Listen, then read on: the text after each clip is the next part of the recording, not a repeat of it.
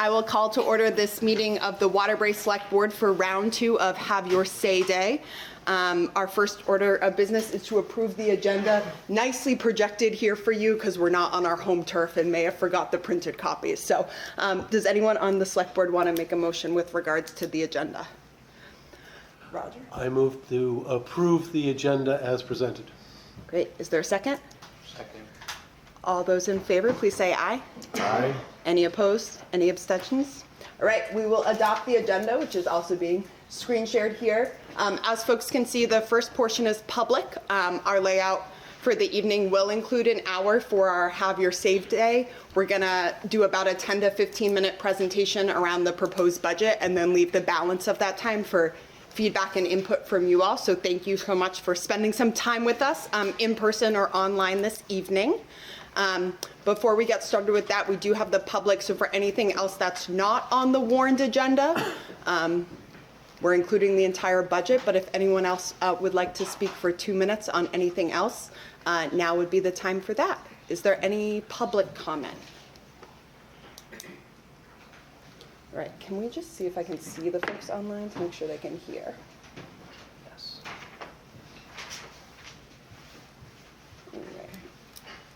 Nothing online? All right. With that, we will move on to Have Your Save Day. We are going to run through, as Select Board members, a quick overview. For those of you who did a twofer and maybe also came on Saturday, we're adjusting our format slightly in the interest of time. And again, the goal will be to run through a high-level overview around the proposed budget and then really have this be for conversation and input. We have some time later on our agenda tonight. And also at subsequent meetings to really finalize the warning for town meeting, but wanted to have this opportunity to start out with. We didn't do introductions, but we can go down the line. I'm Melissa Johnson. I'm the chair of the Select Board. I'm Kane Sweeney. I'm the vice chair of the Select Board. Ian Shea. Mike Barge, Select Board. Roger Clapp, Select Board. And really, I don't give Roger enough due because until 2 meetings ago, Roger was the chair of the Select Board. He's recently stepped up as executive director at Revitalizing Waterbury, so I'm taking on some additional emails in the interim. And Tom? Tom Lights, the town manager. Great. So with that, again, we have 8 total slides. Our goal is going to be to run through them in about the next 10 minutes and then leave opportunity to ask questions and get input from all of you. I think, Roger, you are up for the first set. And for any folks online on the waterburyvt.com homepage of the town website, under Have Your Save Day, both printouts of the budget, which are available here in person, that PDF is available online, as are the slides from this presentation that we're also screen sharing. All right, Roger. Okay. The local option tax is the new revenue source that we did not have last year.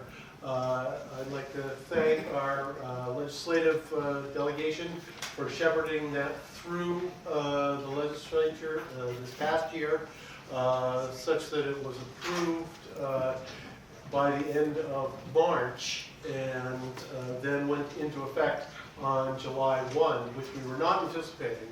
And that resulted in it generating some additional revenues for this year, 2024, or this past year, 2024, and will still be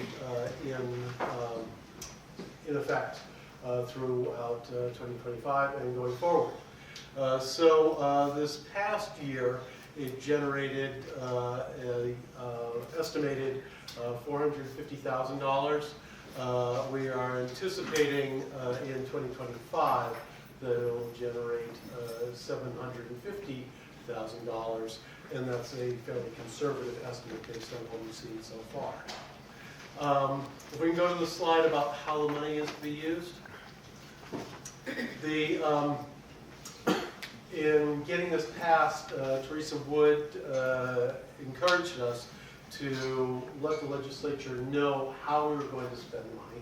So we took public input from the local merchants and the general public as to how they would like to see this funding allocated.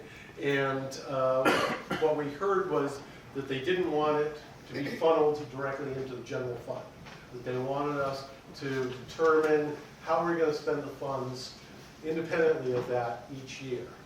And then how we're going to spend the money, or where the money would be directed, was to 4 different buckets. One was to stabilize the tax rate. Next was to support affordable housing, economic development, and community vitality. Third was to streamline and modernize municipal operations. And fourth was to improve the town's fund balance and create a reserve, sort of a rainy day fund. If we can go to the next slide on how we're proposing to spend the money in 2025. We're proposing $150,000 for gravel roads. Again, for those who were here on Saturday, or actually at the Legion on Saturday, we no longer have access to the gravel pit in Bolton, which had been serving us for many, many years. And now we're having to go to South Barry to get gravel, which is expensive. Also, we have a number of roads. We have 39 miles of gravel roads in town, and many of them are degraded, and we're proposing to upgrade those by putting on more aggregate and getting a more resilient surface so that we don't run into as many problems during mud season or during one of these flash floods that we saw in July of this past year. The new fire truck is something that Chief Dillon has proposed. This is just part of the fire truck, but we're getting a great deal on it, and we wanted to get ahead so that we can modernize our fleet. That's something that we thought was a good use of the local option tax.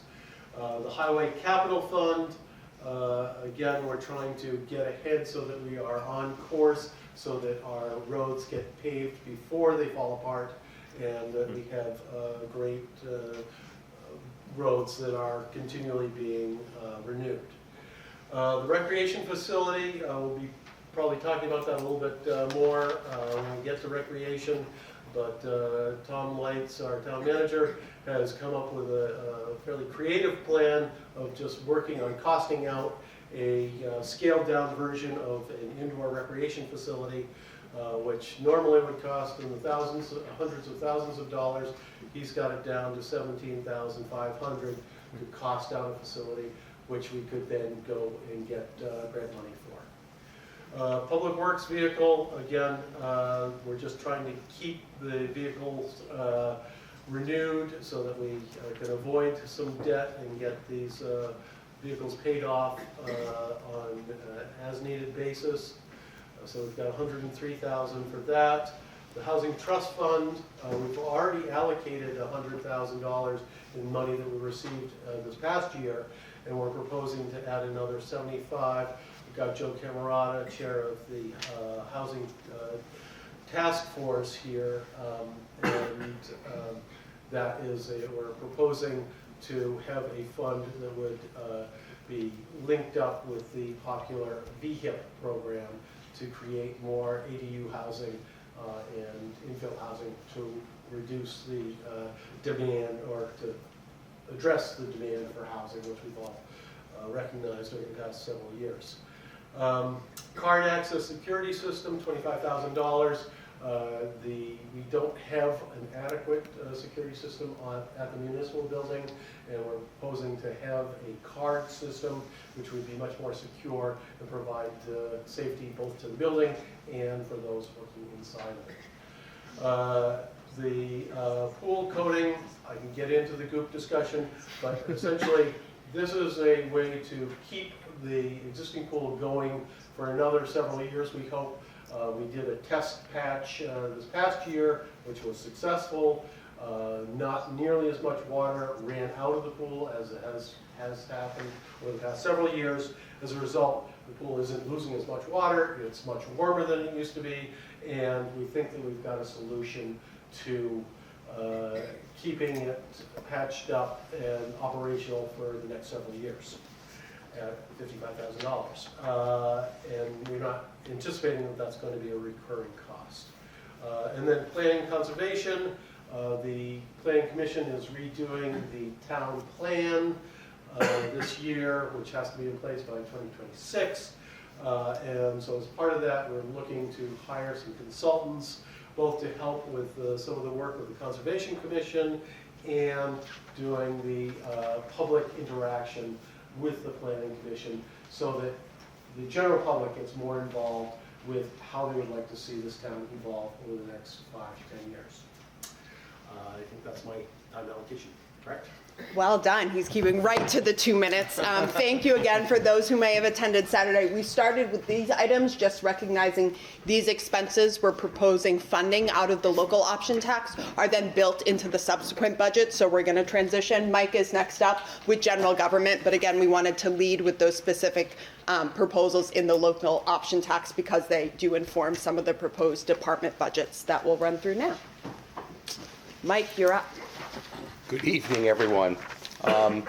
One of our overarching goals in general government was to keep our tax rate as close to a net zero amount as possible. Everyone's kind of hurting with last year's large amount of education, so we tried our best to, we're not quite zero, but we have a very small, it's 1.5% tax increase, so it's fairly low.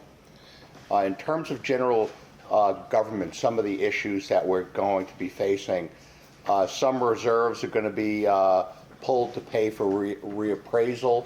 Reappraisal's done, is it every 6 or? As needed, typically. As 8 years or needed. so. But we're definitely up for reappraisal, especially with the large increase that we have seen in values of properties. And we're going to be using some of the money. One of the things that we're going to do is the town lister will be moved to a full-time position because we'll be needing the lister's expertise in the appraisal, and we'll also be having help from outside consultants to probably do the reappraisal. We'll also have some money for flood recovery issues. There are a whole bunch that will be, I know we'll probably have a lot of questions to go into the very specific flood recovery issues. We could probably answer your questions. We had a lot of questions on Saturday. In terms of public safety, that's a major driver.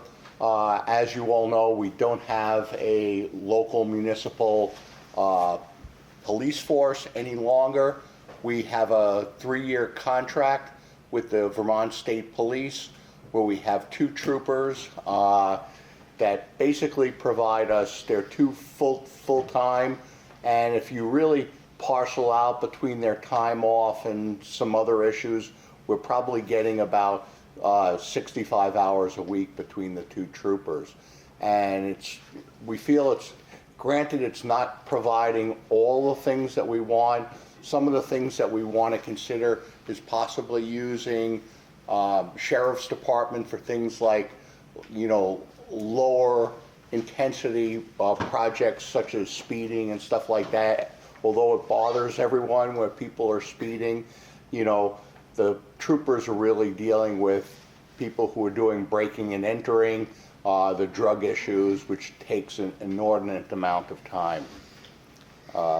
Public safety, the police, our new contract increased from $415,000 to $477,000.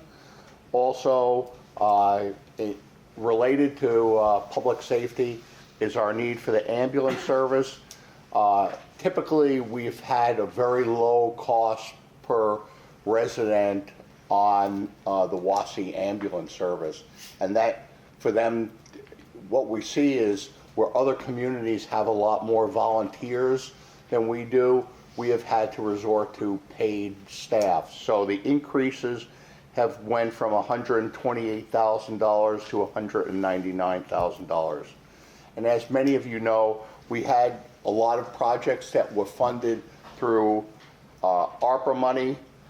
Those were done through our past budgets, and all those funds are 100% allocated, and we won't have future money for from ARPA. In terms of the library, it's a pretty flat budget, and the impact on the tax rate is very comparable to what we saw last year. Fire department operations, again, are also fairly level. Instead of doing within the budget, that's why we're asking for the fire truck being as a capital expense because of the large expense for any kind of fire equipment. And debt is being reduced based upon the board action that was taken this August. Planning and zoning, Roger kind of mentioned this. We're going to be involved in a redo of our town plan, which is going to take a lot of resources from both the Planning Commission as well as the Conservation Commission. The Conservation Commission asked us if they could have some money for a natural resource inventory. They asked for $30,000. We may be looking at, a lower amount to see if we could do what's needed, and the balance will be done for professional help for the town, not reappraisal, the town Plan. town plan. Thank you. And lastly, maintaining secretaries. We've had a reduction in cost due to a reallocation of assets. We were contracting a lot of things, and we project the cost to be $50,000 to maintain our cemeteries. And I take questions at the end. Thank you. All right, we're doing express route. Kane, you're up next for highway. I'm gonna get out from behind this table.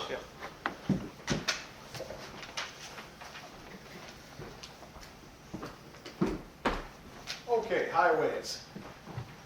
So overall operating expenses are flat, which is great. And like I said on Saturday, the local option tax, for those of you who wanted to bring our tax rate down to a tax increase down to a net zero, the local option tax really saved our butts here.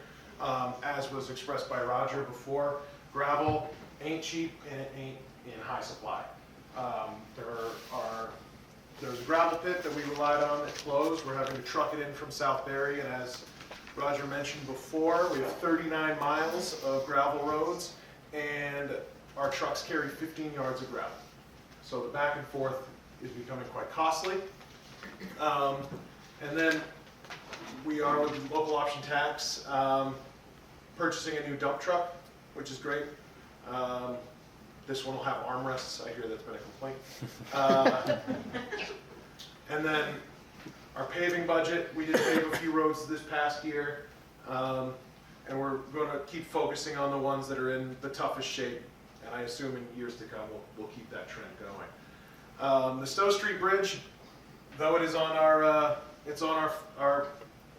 projection here, is a state project. We already forked over the money that we owed on the project, and now it's a state job. A 60-day closure on the top of Stowe Street ain't going to be fun for everyone, but the bridge, I assume, will be nice and new. That's what I've got, so save your questions for the end. Thank you. Power move. Ian is up next for recreation. Right. Thank you, sir. You're stealing on me. Great, so as mentioned before, we spent some local option tax dollars on our pool, $55K to resurface with the coop that Roger mentioned. There's also operational costs to running a pool. The select board and the town recognize the importance of having a pool in this community, especially for our rec programs in the summer. So there is an operational cost to that, but this is how we've done what we've done for years. Also want to mention about our summer programming. Costs and revenues are down equally. What does that mean? That means we're having a tough time staffing the summer programming, which means a reduction of campers that we can take. in the rec program, want to make sure that summer programming is still affordable, and that's especially true for Waterbury residents who have reduced pay to be involved in that summer programming, which is excellent. We talked about the study of the recreational facility. That will be a $17,500 study, a pretty great deal done by our town manager. And yeah, more on the rec facility after that study's done, as well as the rec committee right now, we're looking at grant funding, how can we fund that project, so it doesn't completely fall in there when it eventually does ideally get built. And then the last piece here is $128,000 to maintain our town parks. That number is up from previous years. I believe it was $103,000 last year. And that is not because it's costing more, but that is a reallocation of funds. Some of the funding that we used or we put towards public works, those responsibilities are now with our town parks. So we've just reallocated that funding from public works to our town parks. We also got some new mowers, or are planning to get some new mowers. So there is, that cost is also in that $128,000. That's what I got. Thank you. So now I get to give the maybe hopefully good news that Mike was a bit of a jump scare with the 1.5% proposal. So again, for folks in the room, there's budget printout packets in the back. Feel free to grab them. Tom has been kind enough to put together this summary on the top page. So just to walk through the total budget in summation that we're proposing is a proposed 1.3% increase in the total budget, but we also have had growth in the grand list of our town that we tax. So this budget, as drafted by the board, is not proposing that it would need to increase the municipal tax rate. We obviously recognize that's not the entirety of a person's tax bill, but for that municipal portion in this proposal, we are not planning to have to increase it. Again, the local option tax has been really key to having that additional revenue to allow us to fund things from other sources. Next one. So next steps in town meeting day format in terms of both our time together tonight, this evening, and moving forward. So after this, we're going to pivot to questions. Again, both folks in the room and online. We'll start with like, I dug really deep and want to know what this number means, or in your really breezy, fast presentation, I didn't understand. We'll do some clarifications first and then input. We are before the deadline that we need to warn our town meeting. That's something we as a select board are working on finalizing. So later on our agenda this evening, and then also at our next meeting coming up, we are meeting on MLK Day, January 20th. We'll take the input that we receive and have the opportunity to make additional budget tweaks prior to warning town meeting day. Town meeting day is traditional first Tuesday in March, March 4th at 9 a.m. meeting time. We are planning to have on the town meeting day warning a question about the format of town meeting. Do folks want to continue to meet in person at that time, or do they want to transition to Australian ballot? So again, that will be a question that folks will have the opportunity to weigh in on town meeting day. All right, I think we can probably ditch the slides and transition. We can pull them back up as needed if someone had a question on a particular slide. But I would start off with questions around, did anyone not understand anything, want to review a number again? I know that was a fire hose of information. We're again trying to improve since Saturday, so our new thing would be if folks wouldn't mind just sharing their name before they contribute. Again, the goal of this is it doesn't need to be a full motion like it would be on town meeting day, though we have our town moderator here to speak to what that looks like. But again, tonight can really be more informal Q&A. All right. Any questions? No one had any questions about anything that was presented. Teresa? Hi, Teresa Wood. I live on Perry Hill. I came in just as you were talking about using the local option tax proceeds to reduce debt. And I'm just wondering, a few years ago, we borrowed from ourselves, sort of, with the tax stabilization fund created when the school districts merged. I'm just wondering if that has been fully paid back. Great question. So I'm trying to repeat just for the OWL, but question around if internal borrowing from the tax stabilization fund was paid back from local option tax. Yes? And? Not entirely. There are several notes were paid back this year with those funds. There's still, off the top of my head, about $90,000 due in prior year debt. Don't quote me on that exact number, but it's in the ballpark. And that gets paid with interest, right? That's, I believe so. Supposed to. On the first slide of the PowerPoint, if you don't mind, some of that did have to do with, again, things that went into the shaping of this year budget was using some of the local option tax from 2024 to pay down debt. So that wasn't on the books for this year as we shaped the budget. Another just quick question is on the pilot funds, the payment in lieu of taxes funds. Have you budgeted any, I haven't had a chance to look at this yet, so have you budgeted any increase in the pilot funds for this coming year? No, we actually saw a decrease in 2024 compared to not just the budget but prior years. And part of that was due to our CLA. We didn't budget an increase. Talked a little bit with the League of Cities and Towns about that and what the trends are, but we didn't budget an increase. And my understanding is we're also working on a bill where there's some extra money in the pilot fund. So for people who are not aware of it, the pilot fund, payment in lieu of taxes, is a fund at the state level that pays municipalities for state property. Essentially the working assumption is that because we have the state complex that would otherwise be privately owned and we'd have a higher grand list. The pilot fund is actually paid for a portion of local option taxes. The pilot fund has an excess of about $10 million, and so the Vermont League of Cities and Towns, of which we're a member, is trying to work with the state to get a bill passed to get that excess paid to municipalities. And then the other piece is the pilot fund is paid for, the local option taxes collected, 70% of that is paid to the town, 30% is retained by the state. A little piece of that is for a processing fee, and the rest goes into the pilot fund.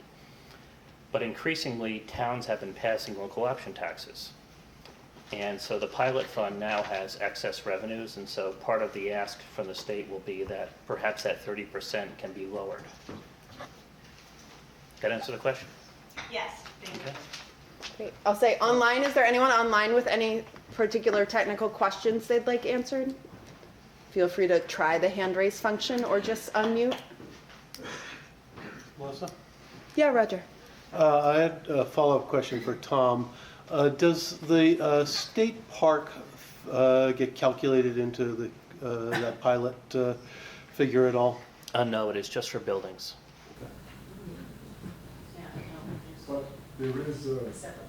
there is a forestry parks payment for all the state department. Bill Shepley, Waterbury Center. Yeah, we essentially get three large revenue streams from the state. One is the pilot. One is a payment of about $90,000 a year from forests and parks for the state land. And then one is another payment. I don't know that number off the top of my head, but it's a low six-figure number, and that's reimbursement for property that is enrolled in current use. So essentially, the state makes an attempt to make us whole for the lost revenue from current use. Did you have a hand up? Yeah, Yeah, Lisa. Lisa Walton. You mentioned that the town lister is going to move to full-time. At what point is that going to happen? Is that just during the reappraisal process? So that happened. Oh, that already happened? Yeah, and so he started the reappraisal. He started the internal data analysis related to the reappraisal. And then, and we have a pretty substantial reappraisal reserve. And part of a reappraisal involves a goal of physically visiting about 50% of the properties in Waterbury, and that's not done by one person. So we have elected listers that can help, but we're likely to need some additional part-time help for that, and then we're also likely to need a little bit of consulting expertise for some of the higher value properties that are a little tougher to appraise. But the reappraisal process is going to take a couple of years.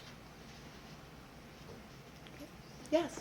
Hi, Jenny Geller. I can't read this here because I forgot my glasses, but I couldn't find it, but I was reading this online earlier, and I noticed that funding for the community service officer has been decreased, and then just now you presented that there is an increase in funding and that you're hoping to hire or contract with a sheriff. I was just wondering if you could speak more about what that means for public safety, if you're taking one down and you're looking for someone to help with speeding cars. So community service officer, at least in the last few years I've been here, hasn't been used for police services or sheriffs. It's been a bit of a placeholder. The position was envisioned as a little bit of a combination of health officer or parks patrol, animal control officer, if you will, and the funding is reduced. Bill Shepweg sitting behind you as the health officer, and we're paying him a grandiose $100 a month for that. We have not had an animal control officer for quite some time, and our ordinance specifies that I serve in that role in the absence of an animal control officer, and I've actually found that to work reasonably well, that I'm able to deal with the issues as they come in without a huge strain on my time and without necessarily, in my mind, seeing the need to hire someone separate for that. And the truth I've learned from when we had an animal control officer and from talking to other towns is when you have one, you get more complaints. There's a little bit of a public perception, I think, that there's someone to adjudicate this issue, so let's adjudicate it. But I feel like I've been managing those issues well enough, and at least they're not bubbling up to the select board level. So that's the logic for the funding cut. I'm perfectly comfortable being the animal control officer, at least for a while, until I feel like I need some help. And the health officer duties, while Bill is really helpful, part of the health officer used to involve inspections of rental apartments, and so often that was related to landlord-tenant disputes. And those duties have actually been stripped away of us. So it's a little bit less work, I think, so that's the rationale for the funding reduction. I guess the only piece I would say, both of those two positions we've advertised multiple times in recent years and had no applicants. So it's not for lack of want or desire, but I think I can think of animal control being advertised 3 or 4 times in my 2 to 3 years on the board, and we haven't received applicants even if we had budgeted funds for them. So I think not for lack of want, but a practicality that they've been exceedingly hard to find folks willing to take those positions as well. Other questions? I'll transition and just broaden to questions, input, feedback. Again, we really want to hold this time. You all have taken time out of your Monday night, so thank you for taking the time to come and learn more and weigh in. So happy to take any and all input and feedback for us to consider as we move forward. Melissa? Yeah. This question is, Chris Fiennes, this question is more for Teresa perhaps, on the local options, or on the pilot surplus. You're suggesting that they're thinking about distributing it through the towns. Would that be money better spent to try to lower the skyrocketing education costs, or would that not move the needle substantially at all? That is money paid into the fund through a portion of local option taxes taken by municipalities, not schools. I would argue vehemently that money should come back to municipalities and not schools. Well, in a sense it would, because if you're paying down the school burden. And I'll just note that the use of it is not controlled by us as the board, so while I don't dispute that it's a relevant conversation, I do want to protect some of my limited agenda time tonight for input. Teresa? I'm just going to answer briefly. It would be only one-time dollars, so it's not something that should be used for ongoing expenses. Right. And what Tom said is accurate. It was earned by the municipalities, and so it should go back to the municipalities, and in that case, be used how they see fit. Which. So to the municipalities that earned it, or municipalities in general? Well, I think that's a good question. So Waterbury is a relatively new actor in the local option tax, so I think that will actually probably complicate this whole discussion. Is like, does it go back to all the current municipalities, or does it go back proportionately to those who have earned that? And so I think that will be part of the discussion. There seems to be some favorability towards doing something, and it might be more along the reducing the 30% in the future, so we'll see what happens.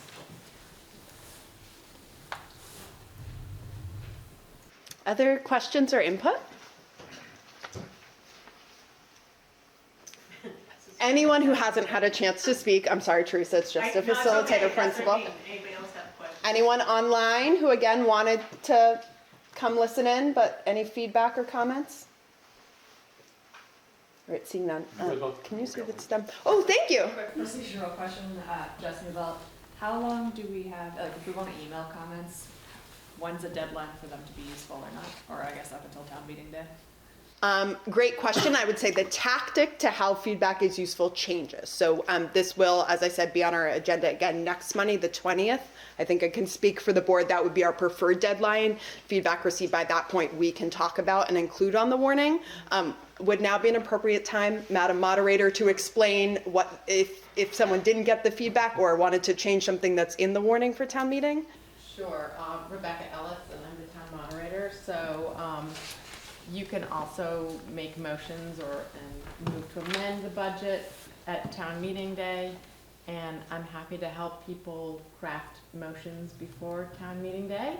That's easier for me, but I can also do it on the floor at town meeting if something comes up during the day. So. Tom. And just Rebecca, just to add a little clarity, my understanding is if you amend a line in the budget at town meeting day, there's a 10% rule. Is that correct? Can you explain that a little bit? Yeah, I mean, that's a rough kind of rule of thumb. So if it's going to be more than that, I forget actually even what the rule is. So you want to explain it? My understanding is the moderator has discretion to,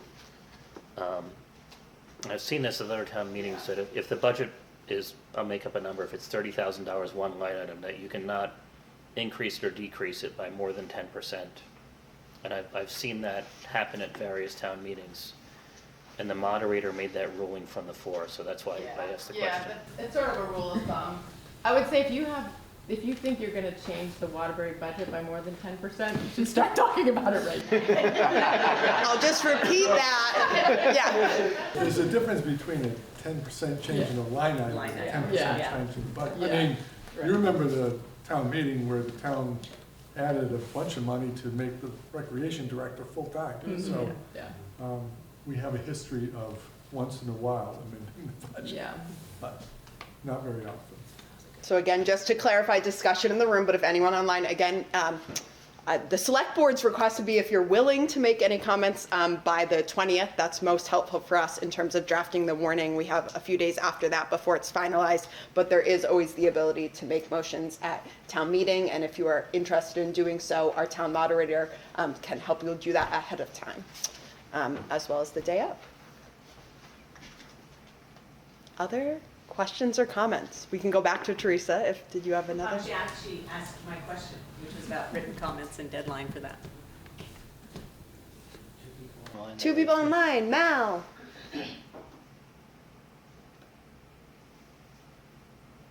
Hi, it's actually Tessa here. Hi, Tessa. With me. Hello. But I have a question. In terms of budget, I think I saw that there was $30,000 allocated to flood projects. Do you mind confirming if that number is correct and elaborating about what that money is going towards? So that $30,000, let me step back. The select board, during the course of 2024, allocated $100,000 of our fund balance for flood recovery mitigation efforts broadly, and that is funding for some consulting help to help us seek some grants, and perhaps so some consulting help, some engineering help to get us on the track for some of the larger grants we hope to get.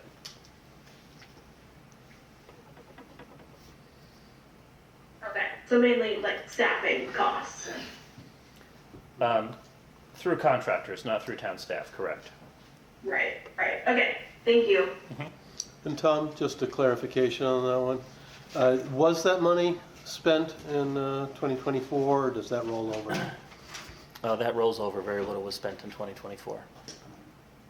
So in addition to the $30,000 that's budgeted, we'll have the greater part of that $100,000? Correct. Mike?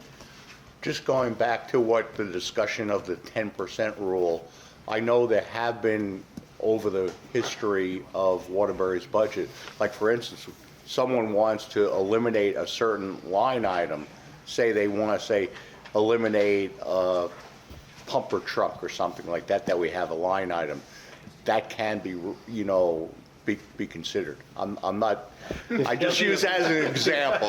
Find a different example. Okay. A mower. There you go.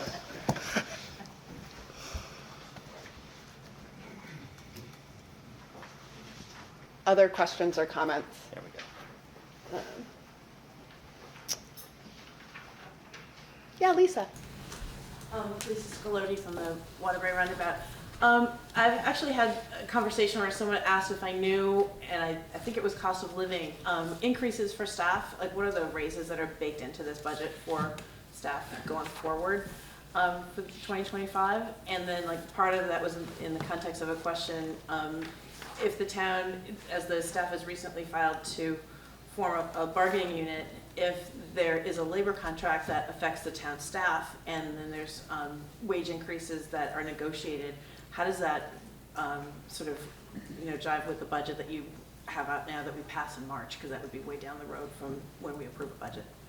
I'll answer the first part, which is just to say the budget as drafted and presented had 3% raises for all staff across the board built into the proposed budget. To the second part, I am not sure what we can legally say right now. The second part, I don't think we can say a whole lot right now. What I will say is contracts can take an awful long time to negotiate. And it would not shock me if there is not a contract signed by the end of this calendar year if a union is formed. Thanks.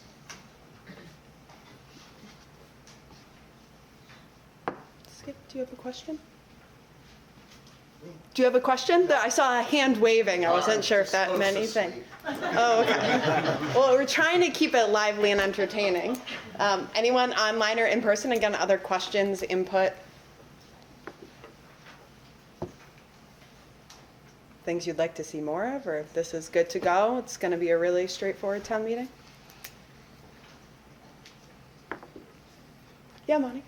I wonder if you can speak to what efforts are, other than, if we can go back to the housing issues, and just how malleable are the proposals that were spoken about, and is any of the option tax going to be, how is the option tax, if it is going to be used for housing? Can you share with me again what that looks like? Yeah, there was 2 proposals, and apologies to the board if anyone else wants to speak. I don't have to do all of it, but I would say there's 2 proposals regarding local option tax specifically to support housing. The first was in 2024, we received local option tax money that we weren't expecting because it got approved by the legislature and implemented more quickly beginning in June. So we are proposing to take $100,000 of that local option tax to begin to seed the Housing Trust Fund. And then the proposal that you saw for 2025 would include a further $75,000 also for the Housing Trust Fund. Roger? Could you just, for those of us who don't know what the Housing Fund is, could you just... Yeah, and I'm getting there. The Housing Fund is right now an on-paper entity with a specific purpose around increasing the amount of affordable rental units is the current objective in Waterbury. 2 programs Roger spoke about were the Vermont Housing Improvement Program. The state is currently running that for accessory dwelling units, additional units at an existing structure, and that can be administered by a third party, not the town. So that's the current proposal, to use the fund. But to your point around malleability and flexibility, there's opportunity for additional discussion, but that was the initial proposal that was brought forward when we first created this. I would acknowledge Joe is here. Do you have anything you want to add with regards to? Okay, and Joe is involved in the Housing Task Force. And I do think, do we have 2 seats? I heard someone who might be interested. We have 1 seat. And we have 1 seat available, but anyone's always welcome. Cindy's been a frequent flyer. So that's the group that's been making some of the recommendations to the select board around uses. Any board members want to add? I'm not trying to do all the talking. I'll just add to that, Monica, that when proposed and passed for seed funding, the ADUs definitely took up a lion's share of the conversation, but increasing the availability of affordable units really is the goal of the housing trust. The rental units? Yeah. Yeah, okay. Thank you for that clarification. Absolutely. Teresa? I'm just wondering about the Stanley Wasson site and the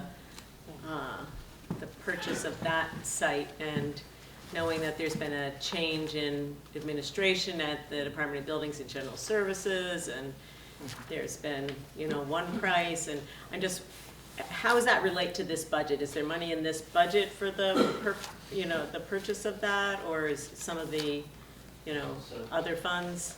I've actually got a call on Monday, and the head of the Building and General Services, hopefully iron it out. The short background for people is the state has agreed to sell us the Stanley Wasson site.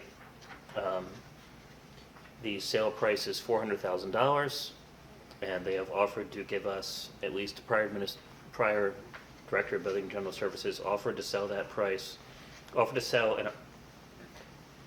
an option agreement where we would have essentially very little down payment. The idea being that we would only close on the property when we had a developer in the back end that would pay us the purchase price, if not the purchase price and more. That had all been going on, and it stalled at the state level. So the property was surveyed after Irene, when there was conversation about the town hall or town village hall being built there. That survey has yet to be updated a year plus after the state agreed to sell it to us. State has to update the survey. The state has to modify their Act 250 permit to formally subdivide the property. So there's a few steps that simply were not done by the state for whatever reason. So we're hoping we can resolve those pretty quickly now. And I think the bottom line from a municipal perspective is we would like to support the transfer to enable the creation of housing on the site. And I think have expressed as much. Tom went and testified last year, but we haven't really been able to move forward, but would love to. I guess needless to say, but I'll speak for the board to say it would be an input with public process to decide what specifically was going to be happen there. But step one is for the town to have the land to move forward. Add to that. Hoping with new administrations making housing a priority that they'll move this project along in a timely manner.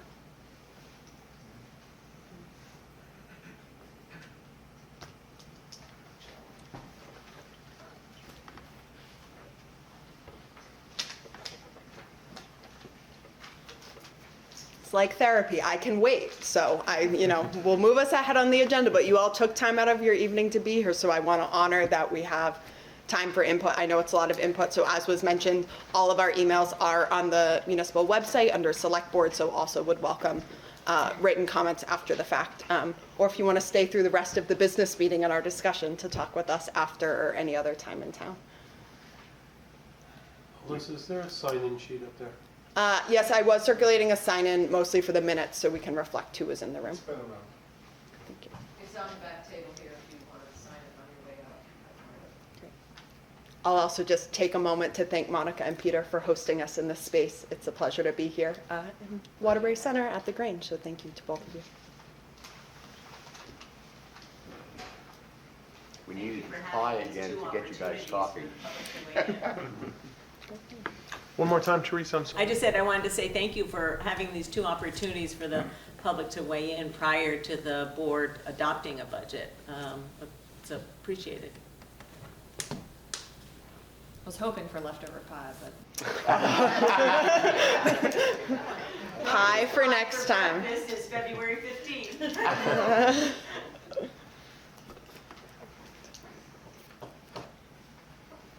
My staff at the reservoir really enjoyed all the leftover pie. We did, though, exceed one person to one pie ratio, which I was very thrilled with. So more people than pies, which felt appropriate. Yes. I'd like to have a better understanding of why we continue to talk about changing the format of traditional town meeting in Waterbury. You could speak to that. Sure. So I will say I've been on the board, I think, 2 or 3 years for town meeting, and we've often had discussions about town meeting day format, but some of the feedback that we got was that because it wasn't a warned item, there was a sense that it could only be advisory. There wasn't a way to get more folks in the room. Some of the root of that has been that folks acknowledged that during the years when we had all Australian ballot voting for the budget, we had in the neighborhood of 1,000 folks who said yes or no to a municipal budget. Our average in-person town meeting day attendance is usually around 200 again over the past 3 years.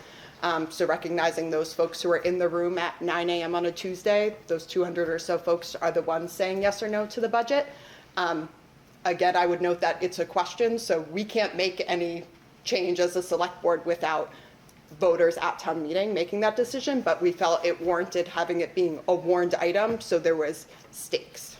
Where did it originate? Because in all the time that I've been attending select board meetings, attending town meetings, I haven't heard much in the way of people complaining about town meeting format. It always seems like it's coming from the select board, and I'm wondering where that originated, where the push came to try to change town meeting days.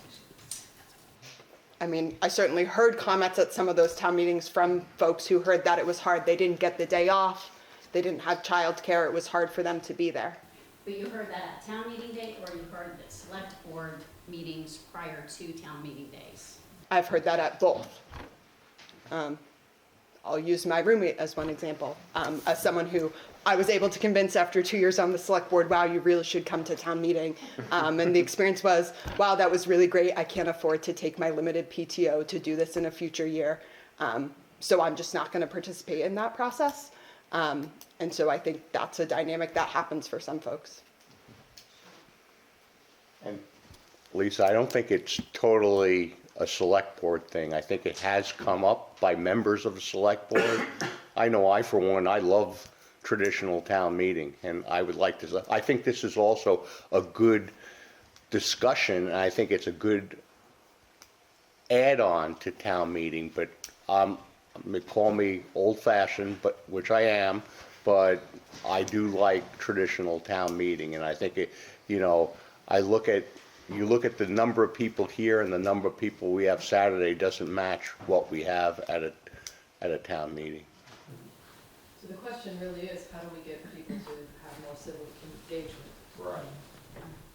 And by taking town meeting out of, off the option, you know, what does that do to that quotient and that factor?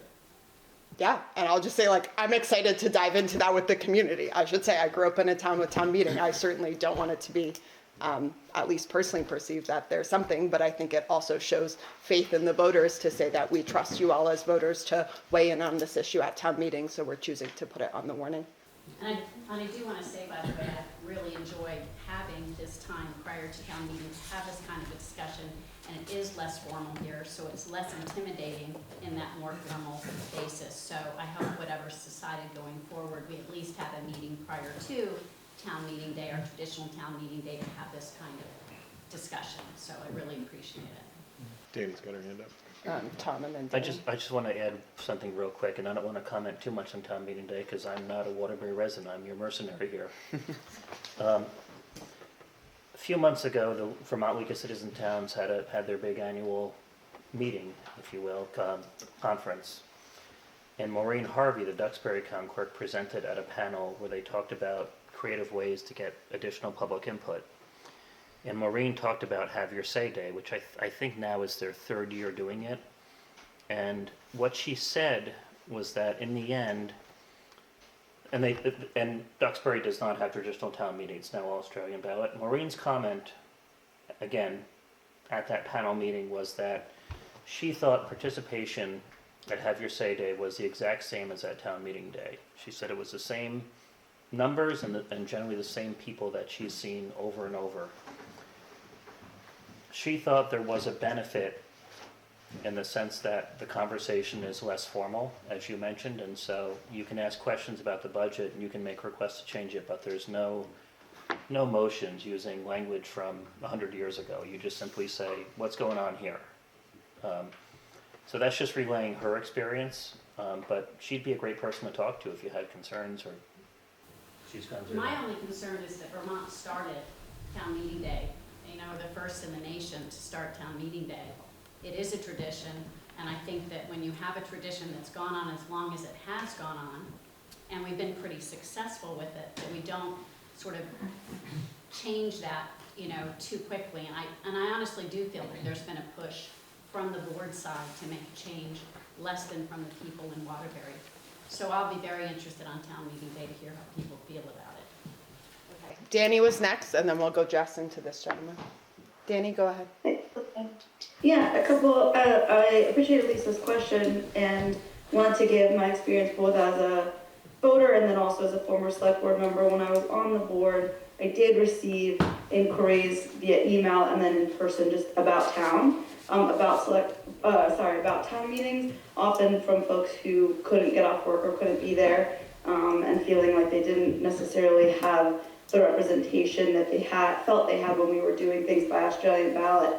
And so I was certainly a part of having those conversations while I was on the select board and wanting to find a broader platform to talk about it like these meetings. So to echo Lisa, I'm so appreciative for the past couple of meetings we've had to let this be a part of the conversation before town meeting. And then, yeah, also as a voter, you know, just noticing what we've talked about in the room, there's kind of a pull because the tradition is so meaningful and so important and it feels so good. But I also notice, you know, that the tradition only serves a pretty small fraction of people. And so brainstorming, how can we serve more voters? How can we really get the voices involved? And we're never gonna have the full answer to that question, but if at least talking about the format and getting new ideas, maybe we can head in that direction. And then when some other towns, like in the valley, were changing it and they had the meeting, they still had their meeting, but then they were doing Australian ballot. Some folks had asked me, hey, could we do something like that? So I think that's some of the impetus for the conversation over the past couple of years. And then, yeah, just wanted to say thank you so much. I appreciate the time and effort, select board and town staff, that you put into these additional meetings, so thank you. We had Jess and then this person. Yeah, I would just speak up in support of the discussion happening in a warned fashion and considering the Australian ballot for budget measures or other town decisions. You know, I'm a fairly engaged person. I can never take time off to go to the town meeting day. And many people I know are in the same boat. We care, but we can't take the day to have the discussion. So I support the discussion happening. And I think there's a lot of pros and cons any way you look at it. And you can still have town meeting day and have a lot of robust community discussion without the decision-making aspect. Thanks. Jess, I'm gonna go here. Well, he was next and then Okay, Roger. I was just going to follow up on her comment. I was just wondering, would you have time to come in and vote on an Australian ballot on that Tuesday? Yeah, I can vote 7:30 in the morning on my way into work. You had your hand up next. Charles there. I'd just like to push back on the idea that this issue was being pushed by the select board. It's an issue that I've heard long before any of you members were on the select board. And it doesn't, when I was on the select board many years ago, I don't remember if it ever came up for a vote, but it's something that people have been, like the previous speaker, justifiably thinks it's a good idea to go to Australian ballot. I disagree.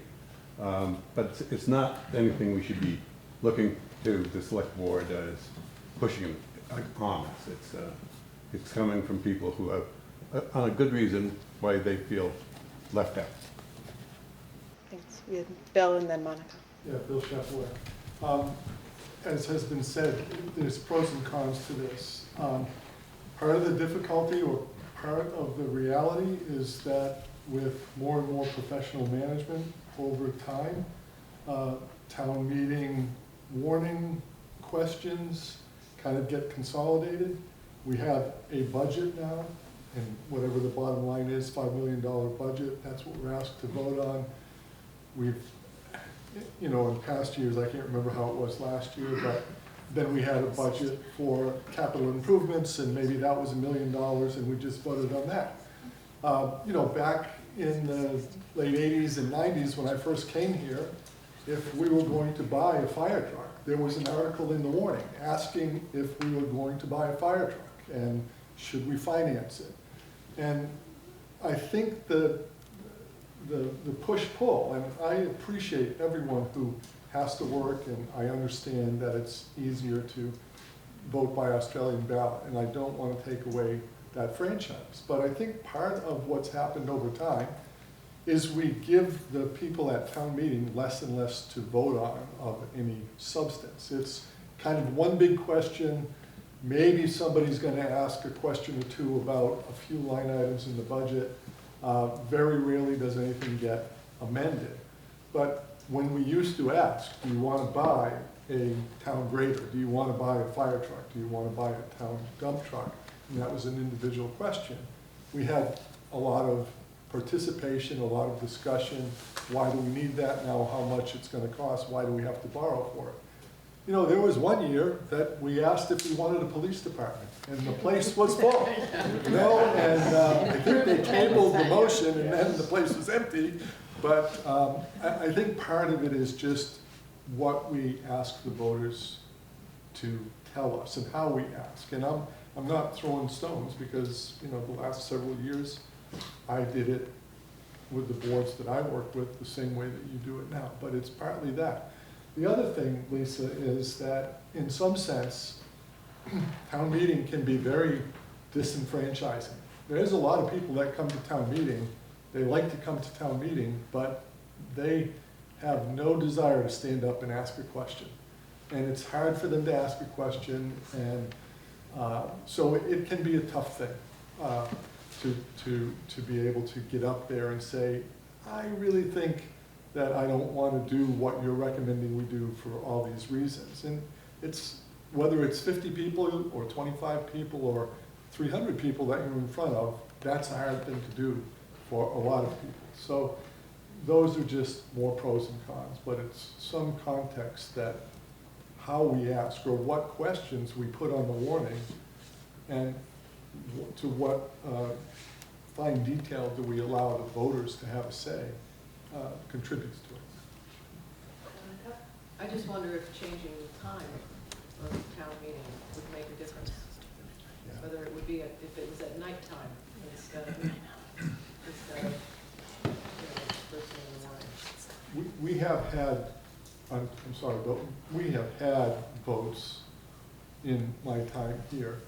And we've talked about Saturdays, we've talked about evenings. You know, when I was in Island Pond, they did their open town meeting on Monday night and did their Australian ballot voting all day on Tuesday.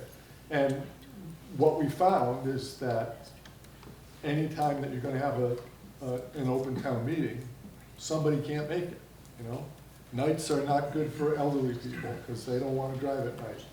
Daytimes are not good for working people. Saturdays are not great for people who maybe have kids that are skiing or playing basketball. So I think we talked about moving it around, and I think you get about the same amount of people for any open town meeting. It's just the players sitting in the seats are a little bit different.